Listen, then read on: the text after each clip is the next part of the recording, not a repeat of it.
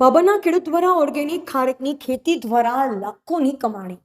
રાસાયણિક ખાતરોના ઉપયોગથી માનવ સહિત પ્રકૃતિને પણ આડઅસર થતી હોવાનું સામે આવી રહ્યું છે. રાસાયણિક ખાતરોના કારણે લોકો અનેક રોગોના ભોગ બની રહ્યા છે, ત્યારે ખેડૂતો ઓર્ગેનિક પ્રાકૃતિક ખેતી કરે તેવા પ્રયાસો સરકાર સહિત ખેડૂતો દ્વારા કરવામાં આવી રહ્યા છે.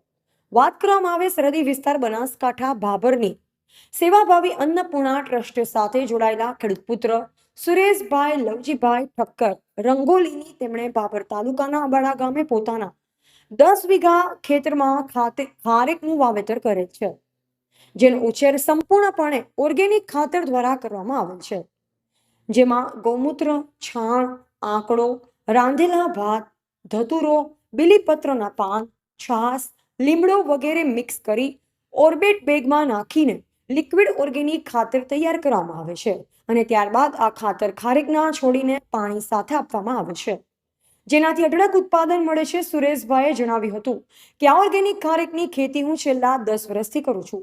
દર વર્ષે 10 લાખથી વધુની ખારેકનું વેચાણ કરી સારી એવી કમાણી થાય છે, જેમાં વર્ષે 1.5 લાખનો ખર્ચ થાય છે. પેસ્ટિસાઇડ દવાનો ઉપયોગ ન કરી ઓર્ગેનિક ખેતી કરવા દેશના ખેડૂત મિત્રને સુરેશભાઈ ઠક્કરે જણાવ્યું હતું, જેનાથી લોકો રોગચાળો મુક્ત રહેશે, જે દેશ માટે પણ ખૂબ સારી વાત છે. દેશને સમૃદ્ધ બનાવવા ઓર્ગેનિક ખેતી કરવી જોઈએ. Bureau report, live 24 Banaskantha Bhabhar. જય સિયારામ. મારું નામ ઠક્કર સુરેશકુમાર લવજીભાઈ છે. ભાભરનો વતની છું. અબાળા ગામે ઓર્ગેનિક ખારેકનું ફાર્મ છે, જેમાં છેલ્લા 10 વર્ષથી હું ખારેકની ખેતી કરું છું. તેની સાથે ઘણા બધા છે, પણ મારી મેઇન ખેતી ખારેકની છે, જેની અંદર અમે પહેલાં બેરલની અંદર જીવામૃત બનાવીને ચડાવતા હતા. છેલ્લા ઘણા સમયથી આ ઓર્બિટ બેગ લાવી છે, જે બેગની અંદર 3300 લીટર એનું લિક્વિડ ખાતર તૈયાર થાય છે, જેમાં રોજ 170 લીટર ખાતર, જેની અંદરથી લિક્વિડ ખાતર અમે કાઢી શકીએ છીએ અને 170 લીટર લિક્વિડ ખાતર અમે નાખી શકીએ છીએ.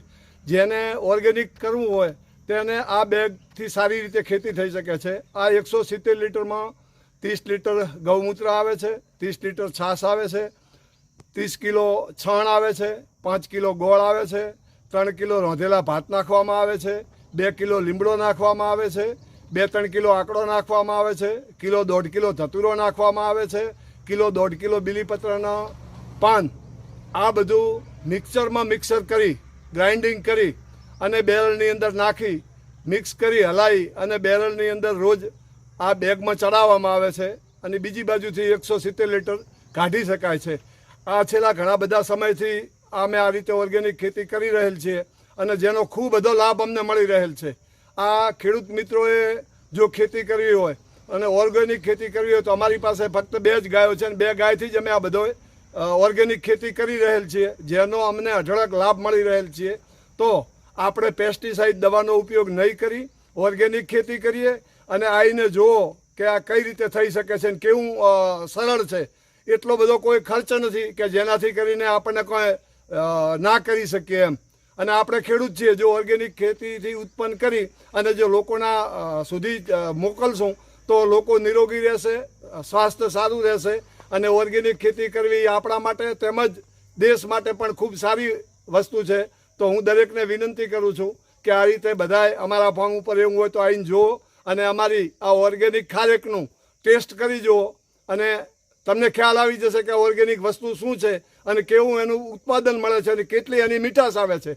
તો દરેક ખેડૂતોને અને જેને કોઈ ખારેક ખાવા ચાહતા હોય એ અમારા ખારેકની ફાર્મની ખારેક ખાય અને ટેસ્ટ કરી જુએ. જય સિયારામ. વર્ષે કેટલું ઉત્પાદન થતું હશે ને કેટલી આવક મળે છે? વર્ષે 10 લાખ રૂપિયાથી વધારેનું ઉત્પાદન થાય છે અને લગભગ 1.5 લાખ રૂપિયાનો અમારો વાર્ષિક ખર્ચ છે. 8-8.5 લાખ રૂપિયા અમને આ ફાર્મમાંથી મળે છે. તમે કેટલા વીઘામાં વાવેતર કરો? અમારું 10 વીઘામાં ખેડૂતનું વાવેતર છે, ખારેકનું વાવેતર છે 220 એક ફાર્મમાં અને બીજા ફાર્મમાં 180 ખારેક છે. ઓર્ગેનિક ખાતરથી બીજા શું ફાયદા થઈ શકે? ઓર્ગેનિક ખાતરથી અળસિયા, બીજી જાતની કોઈ પણ જાતની રોગચાળો નથી આવતો કે ઓર્ગેનિક તમે ગમે એટલું ખો તો એનાથી તમારા શરીરને કોઈ પણ પ્રકારનું નુકસાન થતું નથી. કુદરતી રીતે જ આ બધું ઉત્પાદન થાય છે એનું. તો તમે ખેડૂતોને શું સંદેશો આપો? ખેડૂતને અમે એ સંદેશો આપીએ છીએ કે ઓર્ગેનિક ખેતી કરવી જોઈએ. ખરેખર આ પેસ્ટિસાઇડને હવે આપણે તિલાંજલિ આપી અને બધા ખેડૂત મિત્રોએ ઓર્ગેનિક ખેતી તરફ વળી અને દેશને સમૃદ્ધ બનાવવા માટે કરીને આપણે આ પ્રયત્ન કરવો જોઈએ.